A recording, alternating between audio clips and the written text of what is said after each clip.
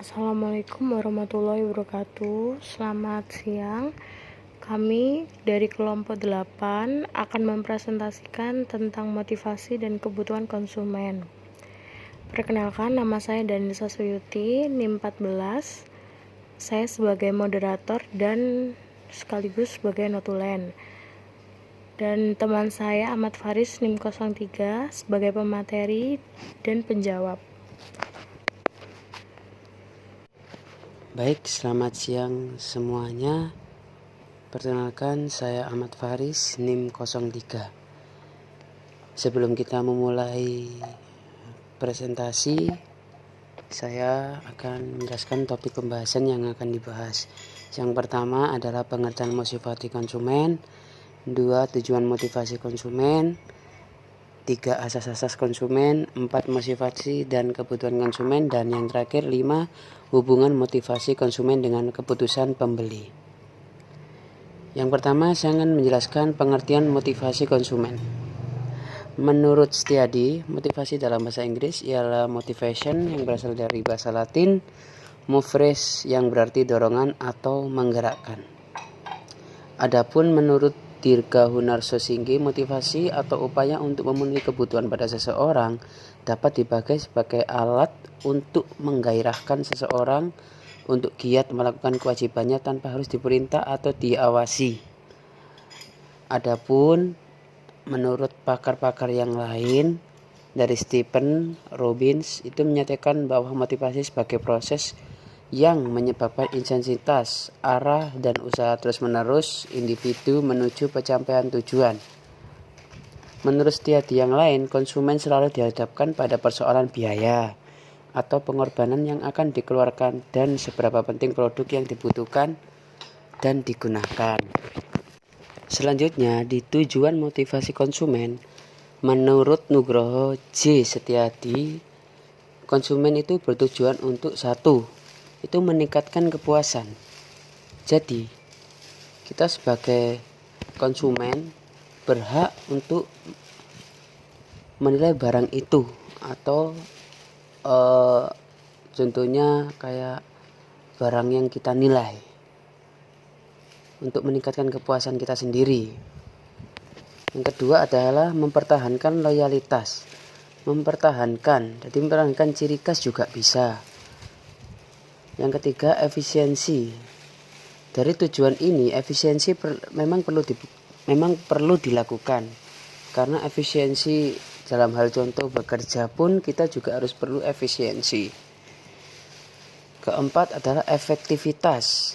Ini yang sangat perlu. Efektivitas adalah seperti kita bekerja dengan cara berpikir pun lebih efektif dan lain-lainnya. Yang terakhir adalah menciptakan suatu hubungan yang harmonis antara produsen, penjual, dan pembeli atau konsumen. Yang dimaksud adalah kita sebagai produsen ataupun konsumen, kita harus bersifat baik kepada siapapun agar hubungan kita sebagai pedagang ataupun konsumen itu harmonis. Untuk mengetahui hal-hal yang lain, motivasi konsumen itu juga dilakukan oleh produsen yang sangat erat sekali hubungannya dengan kepuasan konsumen. Untuk itu, perusahaan selalu berusaha untuk membangun kepuasan konsumen dengan berbagai cara juga.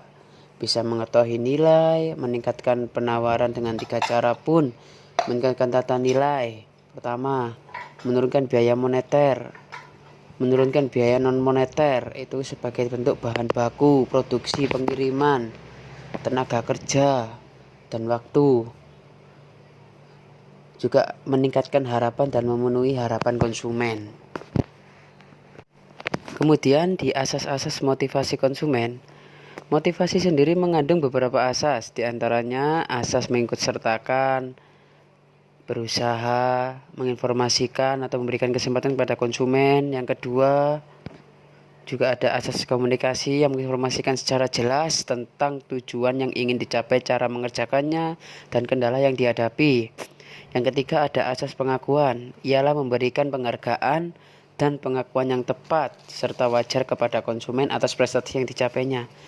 Yang keempat adalah asas wewenang yang didelegasikan, yaitu memberikan kebebasan kepada konsumen untuk mengambil keputusan dan beraktivitas sebebas-bebasnya, tapi masih ada aturan yang membatasi. Yang kelima, asas perhatian atau yang terbentuk asas perhatian timbal balik, memotivasi para konsumen dengan mengemukakan keinginan atau harapan perusahaan di samping berusaha memenuhi kebutuhan yang diharapkan konsumen dari produsen. Yang berikutnya, motivasi dan kebutuhan konsumen. Yang pasti ialah manusia itu pada dasarnya mempunyai banyak kebutuhan. Kebutuhan sendiri pun juga ada suatu pembatas antara apa yang diharapkan dengan apa yang terjadi sebenarnya. Kebutuhan muncul karena konsumen merasakan ketidaknyamanan antara yang seharusnya dirasakan dan yang sesungguhnya dirasakan. Adapun faktor yang lain, yaitu faktor dalam biologis, fisiologis, juga ada faktor luar lingkungan. Menurut Abraham Maslow, itu mengeluarkan teori motivasinya yang terkenal, yaitu Maslow Hierarchy of Need.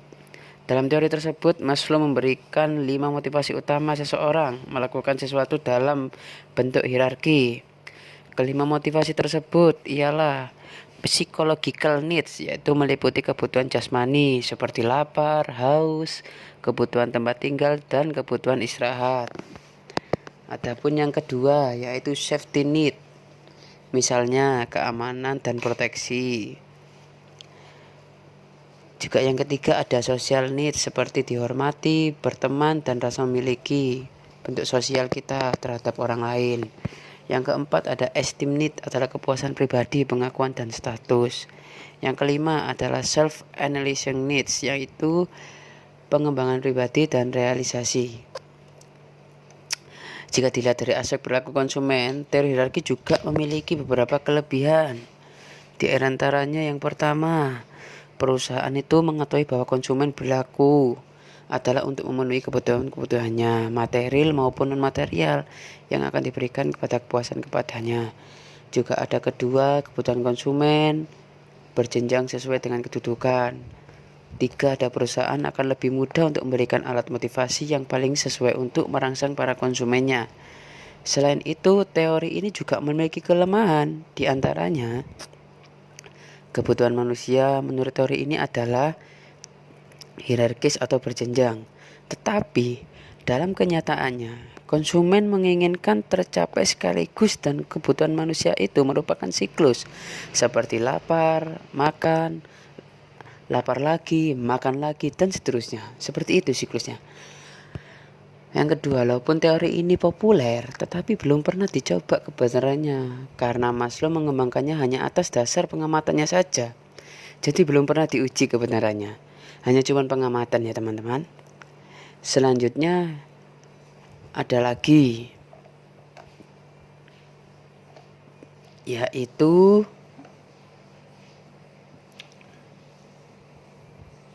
kebutuhan yang ada pada manusia. Manusia pada dasarnya mempunyai banyak kebutuhan. Kebutuhan sendiri adalah suatu pembatas antara apa yang diharapkan dengan apa yang terjadi sebenarnya. Adapun kebutuhan sukses, kebutuhan afiliasi, untuk keinginan manusia membina hubungan dengan sesamanya, mencari teman yang bisa menerimanya. 3, juga ada kebutuhan kekuasaan, keinginan seseorang untuk bisa mengontrol lingkungannya, termasuk mempengaruhi orang-orang di sekitarnya. Tujuannya ialah agar mempengaruhi, mengarahkan, dan mengatur orang lain. Kebutuhan sukses memiliki kesamaan dengan kebutuhan aktualisasi diri dari teori Maslow tersebut. Yang terakhir adalah hubungan motivasi konsumen dengan keputusan pembelian. Yang dimaksud dalam motivasi ini adalah suatu dorongan, kebutuhan, dan keinginan individu yang diarahkan pada tujuan untuk memperoleh kepuasan. Motivasi yang ada pada seseorang yang disebut konsumen akan mewujudkan suatu tingkah laku yang diarahkan pada tujuan mencapai sasaran kepuasan. Jadi, motivasi bukanlah sesuatu yang dapat diamati, tetapi adalah hal yang dapat disimpulkan.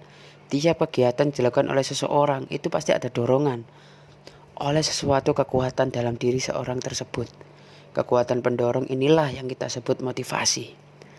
Dalam motivasi, pembelian terbagi menjadi motivasi rasional dan emosional.